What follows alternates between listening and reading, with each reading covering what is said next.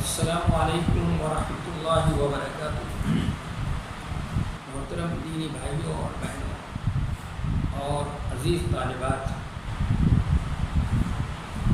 بسم اللہ الرحمن الرحیم وبہ نستعین۔ ہم لوگ یہ حدیث کو پڑھ رہے تھے، جس کو امام بخاری رحمۃ اللہ علیہ نے عبداللہ ابن عمر رضی اللہ تعالیٰ عنہما کے طریق سے نقل کیا ہے۔ اس میں اللہ کے رسول صلی اللہ علیہ وسلم ارشاد فرماتے ہیں کہ بنی الاسلام علی خمس، کہ اسلام کی بنیاد 5 چیزوں پر ہے۔ تو کل سلسلے میں اس میں اللہ کے رسول صلی اللہ علیہ وسلم نے ایک تشبیہ دی ہے، اور تشبیہ کیا ہے اس کی وضاحت ہو گئی تھی، اور اس تشبیہ کے پیچھے مقصد کیا ہے، یہ شبہ کیا ہے، اس کی بھی وضاحت ہو گئی۔ اور یہ جو 5 ارکان ہیں، ان 5 ارکانوں کی حیثیت کیا ہے، بتایا تھا کہ اسلام جو ہے یہ جو اس کے ارکان ہیں، یہ اس کے 2 جز ہیں۔ ایک جز تو عقیدے کا جز ہے، وہ سب سے پہلے نمبر پہ ہے، اس لیے کہ عقیدے کو تمام مذاہب کے اندر، تمام ادیان کے اندر اولیت حاصل ہے، اس لیے اسلام کے اندر بھی اس کو اولیت حاصل ہے۔ اور تمام انبیاء کرام نے جو دعوت دی ہے، تمام انبیاء، جتنے بھی انبیاء کرام آئے اور رسول آئے ہیں، سب سے پہلے انہوں نے اللہ کی پاکی اور ہر عیب سے اس کو منزہ ہونا بتایا کہ وہ ہر عیب سے پاک ہے۔ اس لیے یہاں پر بھی اسلام کا جو پہلا جز ہے، یہ عقیدے کا جز ہے کہ شہادت اللہ الہ الا اللہ وان محمد رسول اللہ۔ دونوں میں نے بتایا تھا کہ گواہی دینا کہ اللہ کے سوا کوئی سچا معبود نہیں، اور یہ کہ محمد صلی اللہ علیہ وسلم اللہ کے سچے رسول ہیں۔ اس کے بعد دوسری اسلام کا جو دوسرا ستون ہے، اور عقیدے کے بعد اللہ کی وحدانیت کی گواہی کے بعد، نبی صلی اللہ علیہ وسلم کی رسالت کی گواہی دینے کے بعد، آپ کو رسول تسلیم کر لینے کے بعد دوسری چیز ہے وہ اقام الصلاۃ، یعنی نماز قائم کرنا۔ اس کے لیے ایک تو سمجھنے کا ہے کہ اقامہ اقامت کے معنی آتے ہیں کھڑا کرنا، سیدھا کرنا، یہ لفظ استعمال فرمایا ہے یہاں پر۔ نبی علیہ السلام نے بھی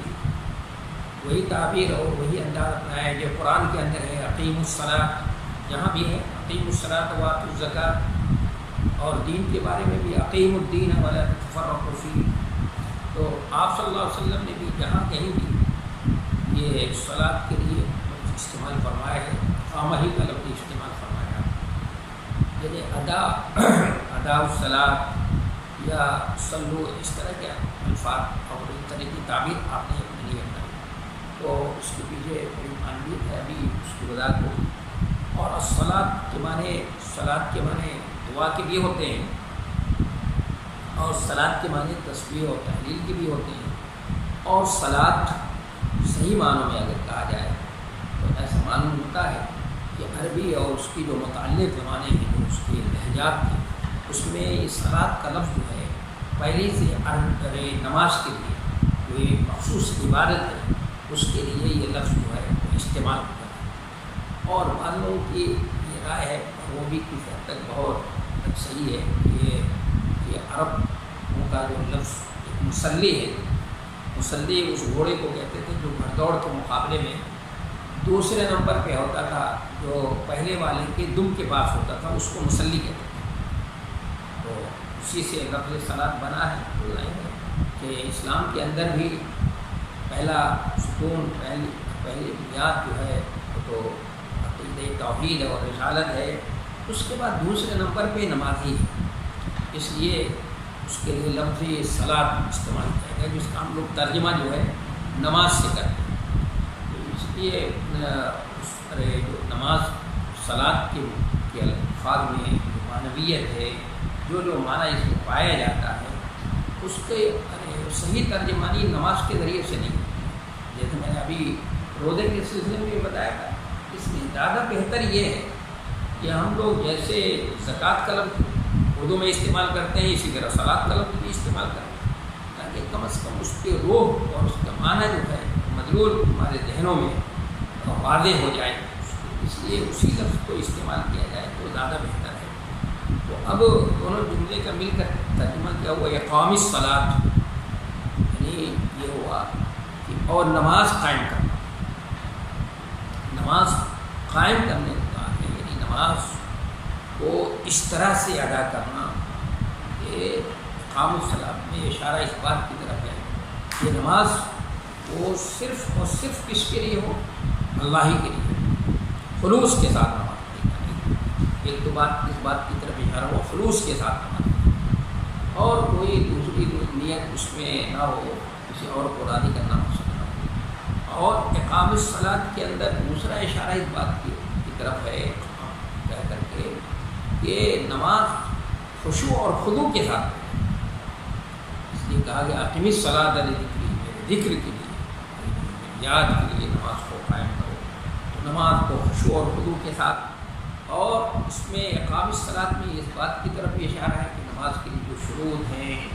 جو اس کے ارکان ہیں،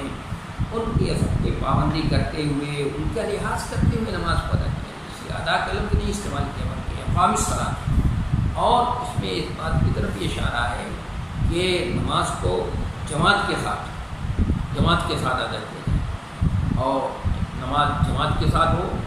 اور پھر جو اس نماز کے لیے جو وقت ہے، وقت مقرر ہے، صلاۃ کانت کتاب موقوتا، اس کے لیے جو وقت مقرر ہے اسی وقت مقرر پر اس کو ادا کیا جائے۔ یہ نہیں کہ ظہر کی نماز تھوڑی تاخیر سے پڑھی جائے، عصر کی نماز اور تاخیر کر دی جائے، اور اس طرح سے نمازوں کو مؤخر کر کے پڑھا جائے۔ نہیں، اقام الصلاۃ کے اندر یہ ساری باتیں ہیں۔ تو نماز کو قائم کرنا یعنی محض اللہ کی رضا کے لیے، اللہ کے لیے اس کو یعنی خلوص کے ساتھ، للہیت کے ساتھ، اور خشوع اور خضوع کے ساتھ، اور اس کے جو ارکان ہیں، جو اس کے آداب ہیں، جو اس کے شرائط ہیں، ان کا پاس و لحاظ کرتے ہوئے، مثلا جسم پاک ہو، کپڑا بھی پاک ہو، جس جگہ پہ پڑھ رہا ہے وہ جگہ بھی پاک ہو، جگہ وسعتی ہوئی جگہ زمین نہ ہو، یہ سب یہ چیزیں ہیں، اور نماز جماعت کے ساتھ ادا کی جائے اور وقت پہ ادا کرنا، یہ ساری چیزیں اس کے اندر جو ہے آ گئی۔ تو نماز یہ اسلام کے جو بنیادی جو ستون ہیں ان میں سے نماز جو ہے، یہ نماز اسلام کی عمارت کا مرکزی ستون ہے۔ نماز کو مرکزی ستون ہونے کی حیثیت حاصل ہے، یعنی کلمہ توحید اور رسالت کے بعد اگر کوئی اسلام کی عمارت کا مرکزی ستون ہے تو وہ نماز ہے۔ جو نماز کو رکھا گیا ہے، اس لیے رکھا گیا نماز کو یہ مرکزی ستون اس لیے کہا جاتا ہے کہ اس نماز کے اندر مقصد زندگی کے بارے میں اسلام کے جو بنیادی تصور کا لب لباب اور خلاصۃ الخلاصہ جو ہے آ جاتا ہے۔ تو نماز اسلام کی عمارت کا یہ کیا ہے؟ مرکزی ستون ہے۔ ایک تو بنیادی ستون شہادت اللہ الہ الا اللہ ہے، اس کی تو حیثیت ہے کہ اس کے بغیر تو خیمہ ہی قائم نہیں ہوگا، اسلام کی عمارت ہی آرام سے گر جائے گی۔ لیکن اس کے بعد اس جو مرکزی ستون ہونے کا حیثیت حاصل ہے وہ نماز کو، اس میں مقصد زندگی کے بارے میں اسلام کی جو بنیادی تصور کا لب لباب اور اس کا خلاصہ اور عطر اور خلاصہ جو ہے آ جاتا ہے۔ اس لیے کہ اسلام جو ہے وہ کہتا ہے کہ انسان جسم، روح اور عقل کا نام کہ مجموعے کا نام ہے۔ یہ نہیں کہتا جیسے یورپ والے کہتے ہیں کہ انسان نام ہے صرف جسم اور عقل کا، نہیں، اسلام کہتا ہے انسان جسم، روح اور عقل کے مجموعے کا نام۔ تو اس کے اندر یہ تینوں چیزیں جو ہیں، یہ نماز ان تینوں چیزوں کو، اس پورے انسانی جو مجموعہ ہے اس کو اللہ سے یہ نماز جوڑتی ہے، کی طرف رخ اس کا موڑ دیتی ہے، اس کو جوڑے رکھتی ہے اور اللہ کی طرف اس کے رخ کو موڑ دیتی ہے نماز۔ اس لیے یہ بہت بنیادی ستون ہے۔ کیسے کہ دیکھیے جسم کہ نماز کے اندر رکوع ہے، قیام ہے، سجدہ ہے، تو یہ تو حرکت ہو رہی ہے، جسم مشغول ہے۔ اور قرآن کے اندر اور نماز کے اندر قرآن پڑھا جاتا ہے، قرآن کی تلاوت ہوتی ہے، سورہ فاتحہ پڑھتے ہیں، اس کے بعد قرآن کی کوئی سورہ پڑھی جاتی ہے تو اس سے عقل کو غذا ملتی ہے، عقل جو ہے اس میں مصروف ہوتی ہے، اس طرح عقل میں مصروف ہو گئی، اور پھر اس میں اللہ کے لیے بندگی کا اظہار ہوتا ہے، اللہ کے لیے درماندگی کا اظہار، اپنی کمائیگی کا اظہار، اللہ کے سامنے تذلل اور عاجزی کا اظہار ہوتا ہے، یہ اس سے روح کو جو ہے کیا ہوتی ہے، غذا ملتی ہے۔ تو اس طرح سے انسان کے جو اسلام کہتا ہے انسان جسم اور روح اور عقل کا مجموعہ ہے، یہ ساری چیزیں جو ہیں وہ کیا ہوتی ہیں، اس کو یہ نماز اللہ کی طرف اس کو موڑ دیتی ہے اور اس سے اللہ کو جو ہے کے ساتھ جوڑے رکھتی ہے۔ اس لیے نماز دین کا مرکزی ستون قرار پایا، نماز قرار پائی ہے، نماز دین کا مرکزی ستون ہے، کیونکہ نماز جو ہے ایمان کے محافظ اور نگراں بھی ہے، نماز ایمان کے محافظ اور نگراں ہے، یہ نماز ہی سے جو ہے مومن اور کافر میں فرق بھی معلوم ہوتا ہے۔ قرآن اللہ جل شانہ کا ارشاد ہے اقیموا الصلاۃ ولا تکونوا من المشرکین، یہ نماز قائم کرو اور مشرکوں میں سے نہ ہو۔ تو اس سے یہ پتہ چلا، اس سے نماز کی اہمیت کا اور اس کی شان کا جو ہے یہ پتہ چلا۔ اس لیے نبی صلی اللہ علیہ وسلم اس طرح سے ہی نماز قائم کرتے تھے، اور آپ صلی اللہ علیہ وسلم یعنی اقامت صلاۃ کا اہتمام کرتے تھے، کیونکہ نماز جو ہے ایمان کی محافظ و نگراں بھی ہے اور مومن اور کافر کے درمیان فرق کا ذریعہ بھی ہے، جس کو آپ صلی اللہ علیہ وسلم نے ایک دوسری حدیث میں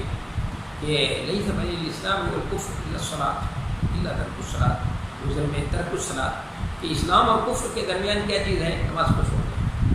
یعنی نماز انسان کو کفر تک جانے سے روکتی رہتی ہے، نماز انسان کو جو ہے اچھے کاموں کا حکم دیتی ہے، اس لیے کہ نماز کے جو فوائد قرآن میں بتائے گئے کہ ان الصلاۃ تنہی عن الفحشاء والمنکر، نماز فحشا سے اور منکر چیزوں سے کیا کرتی ہے، روکتی ہے، اور انسان کو اعلیٰ اخلاق اور اعلیٰ کردار، اور یہ چیز دوسرے لوگ بھی یہ سمجھتے تھے کہ نماز، اس لیے حضرت شعیب علیہ السلام کے قوم کے لوگ کہتے تھے الصلاۃ تأمرک، اے شعیب آپ یہ نماز آپ کی جو ہے نماز آپ پڑھتے ہیں، کیا آپ کی نماز یہ اس کو حکم دیتی ہے کہ آپ جو ہم کو کہتے ہیں کہ بھائی ارے تولنے میں ناپ تول میں کمی مت کیا کرو اور یہ کرو، اس لیے کہ نماز جو ہے یہ ایمان کے محافظ بھی ہے، نگراں بھی ہے، اور کفر اور اسلام کے درمیان مومن کو کافر اور اس میں جو ہے نمازی سے مومن اور کافر کا فرق بھی معلوم ہوتا ہے۔ اس لیے قرآن نے صاف لفظوں میں کہا اقیموا الصلاۃ ولا تکونوا من المشرکین، اور جناب نبی کریم صلی اللہ علیہ وسلم نے اپنی ایک سے زائد حدیثوں میں بھی اس کی وضاحت کی، جیسے مسلم میں بھی ہے کہ اسلام اور کفر کے درمیان نماز کو چھوڑنے کی ترک کرنا۔ اس لیے اس سے یہ پتہ چلا کہ نماز کی زیادہ اہمیت ہے اسلام میں۔ اور تیسرا ستون ہے وہ ایتاء الزکوٰۃ۔ ایتا آتا یوتی کے معنی آتے ہیں، اس کے معنی دے دینا، کسی کو مالک بنا دینا، اس کے اندر دینا کا کرنا، مالک بنانے کا معنی پایا جاتا ہے۔ اسی وجہ سے فقہاء نے اسے استدلال کیا ہے کہ زکوٰۃ کے اندر ضروری ہے تملیک، کہ وہ یعنی مال کو الگ کر لیا جائے، اس سے الگ کر کے دے دیا جائے، اور جو اس کا مستحق ہے اس کو اس کا مالک بنا جائے۔ صرف اگر کوئی اپنے زکوٰۃ کے مال کو اپنے مال سے الگ کر لے اور الگ کر کے اپنے گھر پہ رکھ لے تو یہ زکوٰۃ دینا نہیں ہوگا۔ ایتا کا مطلب ہے دینا، عطا کرنا اور اس کا مالک بنانا۔ اور زکوٰۃ، یہ زکوٰۃ کے اندر دو معنی بھی پایا جاتا ہے، دو معنی پایا جاتا ہے۔ ایک تو پاک و صاف کرنے کا معنی ہوتا ہے، اس میں بڑھوتری کا معنی ہوتا ہے، اور پاک صاف کرنے کا معنی ہوتا ہے، اور دونوں یہ معنی ایک دوسرے کے لیے لازم اور ملزوم ہے۔ تو اسلام نے یہ اسلام کا بنیادی تیسرا ستون ہے ایتاء الزکوٰۃ، کہ زکوٰۃ ادا کرنا۔ دوسرا کیا ہے،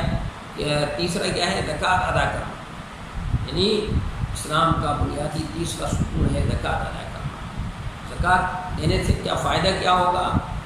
زکوٰۃ کا فائدہ کیا ہوگا کہ مال جو ہے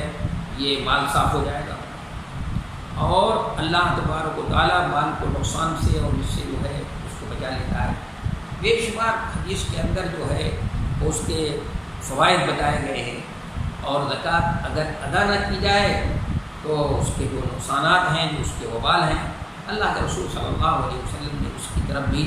بڑی سخت وعیدیں سنائی ہیں، اور خود وہی جو وہ حدیث جو مہاجرین کو مخاطب کرتی جو ترمذی کے اندر موجود ہے، ایک زمانہ آئے گا کہ لوگ زکوٰۃ نہیں دیں گے، اپنے مالوں کی زکوٰۃ کو روک لیں گے اور اس کے لیے مختلف بہانے کریں گے، جیسے کہ آج کل ہو رہا ہے، زکوٰۃ نہیں دیں گے، تو اللہ تبارک و تعالیٰ ایسا ہوگا تو اللہ تبارک و تعالیٰ بارش کو روک دے گا، بارش قحط پڑ جائے گا، اور اگر ہوگی بھی تو بہت مختصر سی ہوگی، کیونکہ جانور وغیرہ رہتے ہیں اس لیے، اور اس میں مال کی صفائی بھی ہے، اور اس سے دل کی بھی صفائی ہے۔ دل کے اندر جو مال کی محبت ہے، اس لیے کہ المال حلوۃ خضرہ، مال کے اندر شیرینی اور مٹھاس ہوتی ہے، اس میں بڑی کشش ہوتی ہے، مال اپنی طرف لوگوں کو کھینچتا ہے، اور آدمی جو ہے وہ اس میں مزاج میں بخل ہوتا ہے، تو اس سے اس کے دل کی صفائی ہو جاتی ہے، اس کے ہمارے دل کے اندر جو بخل کی بیماری ہے، مرض ہے، اس کی صفائی ہو جاتی ہے، اس کا تزکیہ ہو جاتا ہے، اور اس کے اندر دود و سخا اور سخاوت اور فیادی کا وصف جو ہے اس کے ذریعے سے پیدا ہو جاتا ہے۔ اس لیے کہ تزکیہ کہتے ہیں تحلیہ اور تخلیہ۔ تخلیہ مطلب ہو گیا کہ وہ جو غلط صفت ہے اس کے اندر تھی، یعنی بخل کی اور اس کی اور مال سے محبت، اور یہ چیز اس کو دل نکال دی گئی، اور اچھی چیز سے اس کو کیا کر دیا گیا، اس کو آراستہ کر دیا گیا۔ زکوٰۃ سے کیا ہوا؟ ایتائی زکوٰۃ، زکوٰۃ ادا کرنا، زکوٰۃ دینا، تو زکوٰۃ دینے سے مال بھی صاف ہو جاتا ہے، اور دل کی صفائی بھی ہوتی ہے، دل کے اندر جو بخل اور اس کی بیماری ہے، اور کہ آدمی مال سے محبت ہوتی ہے، اس کی مال سے وہ دینا نہیں چاہتا ہے، خرچ نہیں کرنا چاہتا، اس کی صفائی ہو جاتی ہے۔ تو یہ جو زکوٰۃ لفظ ہے اس زکوٰۃ دینے سے یہ فائدے ہوتے ہیں، اور اگر نہیں دے گا تو اس کے وبال کو بھی نبی علیہ الصلوۃ والسلام نے ایک سے زائد حدیثوں میں اس کو بتایا ہے۔ اس لیے زکوٰۃ کا اہتمام کرنا چاہیے، اسلام کا یہ بنیادی ستون ہے، ایتائی زکوٰۃ نبی صلی اللہ۔ تو اور میں نے یہ بھی عرض کیا تھا کہ ایتا کا لفظ بات کی طرف اشارہ ہے کہ زکوٰۃ یہ کیا ہو ہے، ادا کرنے کے لیے یہ نہیں ہے کہ مال سے اس کو الگ کر لیا آپ نے اور بس کر کے رکھ لیا اور اس کو مالک تک اس کے مستحق تک نہ پہنچایا، نہیں، اس کے مستحق تک۔ اس لیے نبی صلی اللہ علیہ وسلم نے فرمایا کہ تؤخذ من اغنیائہم وترد الی فقرائہم، کہ زکوٰۃ جو ہے مالدار سے دی جاتی ہے، یعنی زکوٰۃ مالدار سے لی جائے گی۔ اس لیے اسلام کا جو مزاج ہے، مزاج یہی ہے کہ وہ زکوٰۃ کا ایک اجتماعی سسٹم ہونا چاہیے، یعنی یہ نہیں کہ ہر آدمی اپنی اپنی زکوٰۃ جو ہے الگ الگ دے، جیسے کہ آج کل ہو رہا ہے ہمارے ہندوستان میں، چونکہ وہ یہاں پر ممکن نہیں ہے، لیکن اسلامی اسٹیٹ کے اندر ضروری ہے کہ زکوٰۃ کا اجتماعی نظم ہونا چاہیے، اجتماعی نظم، تو خبر معلوم ہوا کہ لی جائے گی، لینے والا کوئی ہاتھ ہوگا، اور وہ ترد کو الی فقرائہم، اور پھر ان کو مسلمانوں کو جو غریب اور فقراء ہیں، مساکین ہیں، ان کی جو 8 اصناف بیان کی، مصارف بیان کیے گئے، ان میں زکوٰۃ کے مال کو خرچ کیا جائے گا، یعنی اس کا ایک سسٹم جو ہوگا وہ اجتماعی سسٹم ہوگا۔ اس لیے حضرت ابوبکر صدیق رضی اللہ تعالیٰ عنہ کے زمانے میں قبیلے بنو یربوع کے لوگ جو ہیں، انہوں نے اجتماعی سسٹم سے بغاوت کی تھی کہ ہم اجتماعی سسٹم کے ساتھ زکوٰۃ نہیں دیں گے، ہم زکوٰۃ جو ہے بیت المال میں اپنی جب جمع نہیں کریں۔ انہوں نے کہا کہ نہیں، اگر تم ایک رسی بھی دیتے تھے تو میں تم سے جنگ کروں گا، کیوں؟ اس لیے وہ سمجھتے تھے کہ اسلام کے اندر زکوٰۃ کا جو سسٹم ہے، جو نظام ہے، وہ اجتماعی نظام ہے، کہ تؤخذ من اغنیائہم۔ اس لیے نبی صلی اللہ علیہ وسلم کو بھی حکم دیا گیا کہ خذ من اموالہم صدقۃ وتطہرھم من خطیئہم وصلی علیہم، کہ آپ ان کے مال سے صدقہ لے لیجیے، زکوٰۃ لے لیجیے، اور ان کی تطہیر کر دیجیے، ان کے مال کی بھی تطہیر ہو جائے، ان کے مزاج کی بھی، ان کے دل کا تزکیہ بھی ہو جائے، اس کا تصفیہ بھی ہو جائے، اس کے اندر سے بخل اور اس کے نکل جائے، اور وہ سخاوت اور فیاضی سے راستہ ہوتا ہے سب پیارے اور ان کے لیے دعا بھی کی انواع زکوٰۃ لینے والے کو یہ چاہیے کہ جب زکوٰۃ لے اس سے بھی لے اور جو زکوٰۃ اس کو دے رہا ہے تو اس کے لیے کلمہ خیر بھی کہے اس کے لیے دعا بھی کرے. تو یہ زکوٰۃ ہے کمال دیا جائے گا اور غریب اور فقراء اور مساکین کے درمیان تقسیم کیا جائے گا. یہ نظام کا جو سسٹم ہے اسلام کے اندر یہ بہت ہی اہم سسٹم ہے اور اس کی بڑی اہمیت ہے. اس لیے قرآن کے اندر جا بجا نماز اور زکوٰۃ کا تذکرہ ایک ساتھ بہت سی جگہوں بار بار اللہ تبارک و تعالیٰ نے ان دونوں کا تذکرہ ایک ساتھ کیا ہے. اس سے ان دونوں کی اہمیت کا جو ہے اسلام کے اندر اسلام کی عمارت کے اندر اسلام کی عمارت کے بنیادی ستون ہونے کی طرف جو ہے اشارہ ملتا ہے. تو زکوٰۃ جو ہے صحیح معنوں میں متحد اور ایک معاشرہ جس میں اتحاد ہو ایک دوسرے کی فکر اور خیال رکھنے والا معاشرے کی ریڑھ کی ہڈی ہے. اس کی حیثیت جو ہے ایک ریڑھ کی ہڈی کی حیثیت ہے. ایسا معاشرہ جس میں ایک لوگ دوسرے سے محبت کرنے والے ہوں ایک دوسرے کے دکھ درد میں شریک ہونے والے ہوں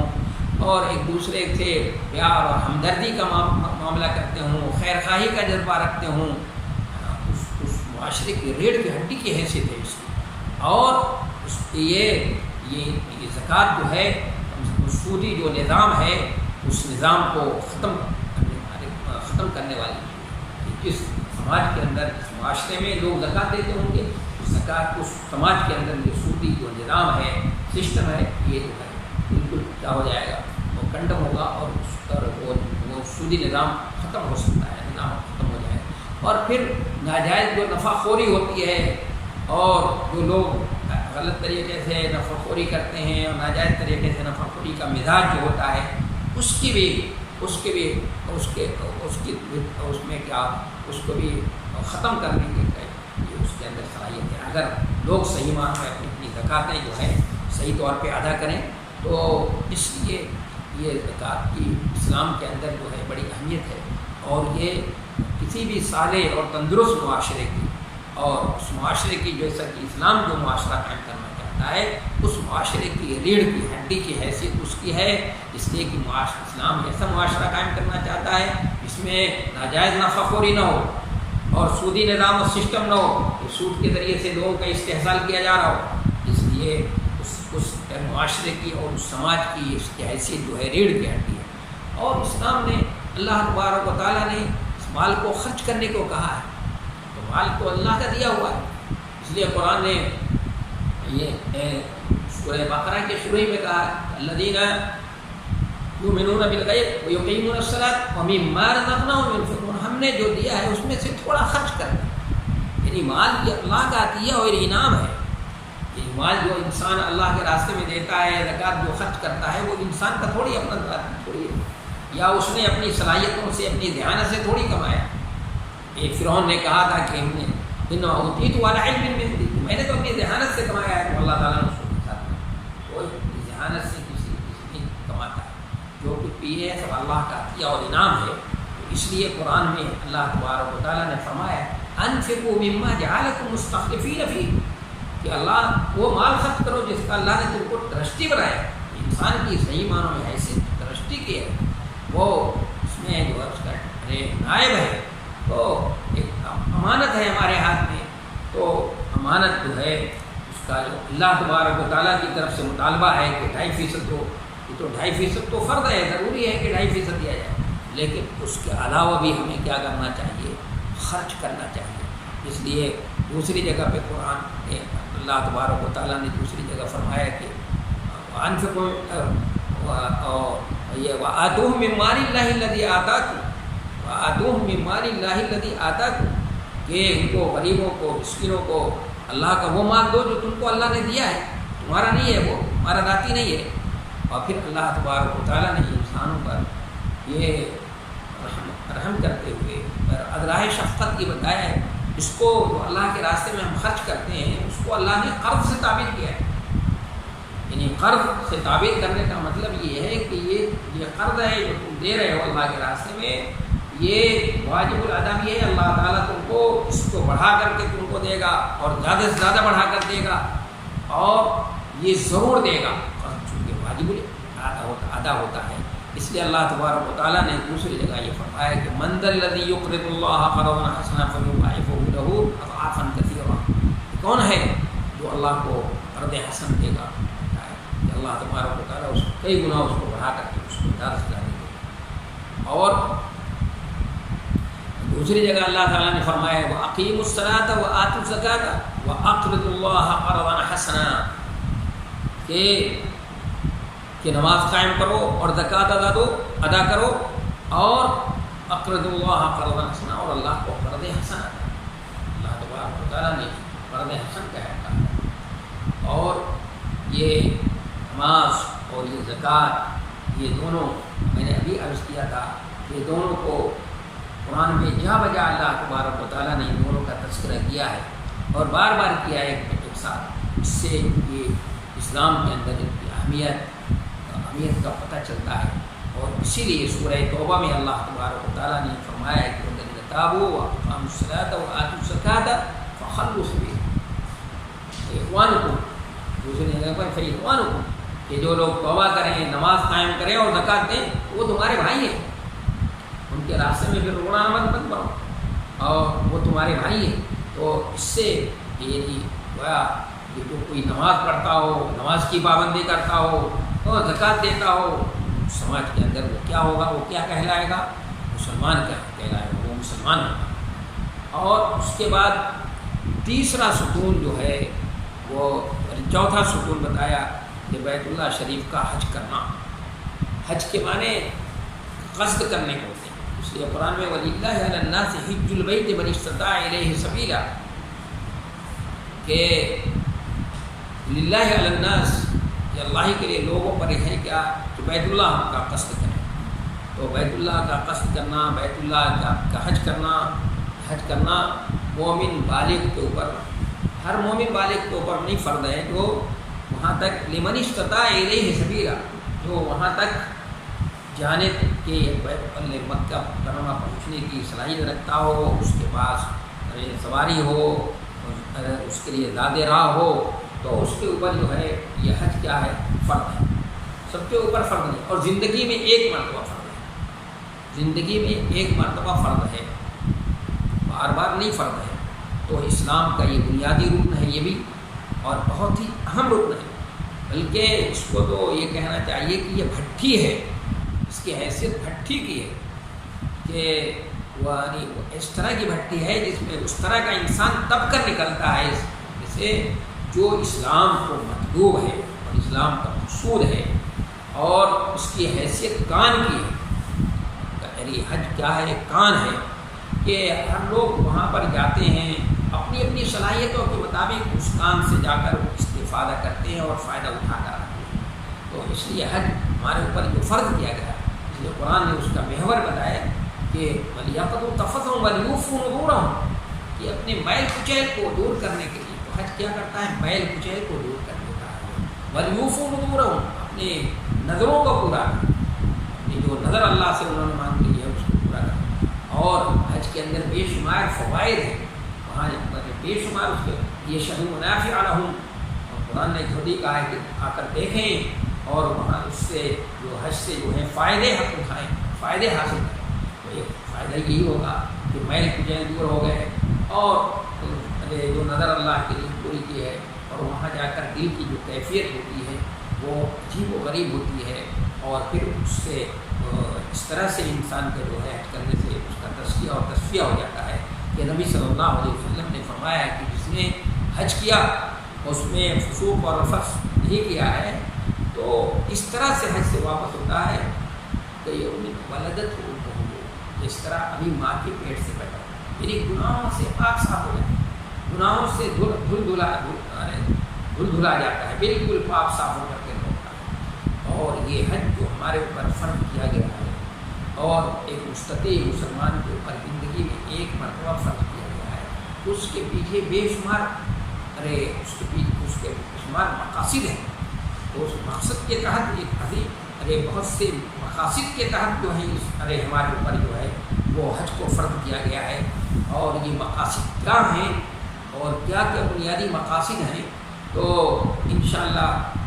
آئندہ درس میں اس کی جو ہے وضاحت ہوگی، لیکن چونکہ وقت ہو چکا ہے تو اس حج جو ہمارے اوپر حج فرض کیا گیا ہے اس کے پیچھے کیا مقصد ہے، تو شاہ ولی اللہ محدث دہلوی رحمۃ اللہ علیہ نے اس کے اہم مقاصد بیان کیے ہیں۔ میں مقاصد کی طرف انشاءاللہ اگلے درس میں اس کی طرف اشارہ کروں گا، پھر روزے سے متعلق بات ہوگی، پھر اس کے بعد اس حدیث سے ہمیں کیا فائدہ حاصل ہوتا ہے، اور اس سے امام بخاری نے جو اپنا مدعا ثابت کرنے کی کوشش کی ہے وہ بھی بتاؤں گا۔ پھر اس کے بعد ایک جو اعتراض ہوتا ہے کہ یہ عبداللہ ابن عمر رضی اللہ عنہ کی یہ روایت آیا روایت بالمعنی ہے یا اصلی روایت ہے، تاکہ یہ بھی لوگوں کے سامنے واضح ہو جائے۔ وآخر دعوانا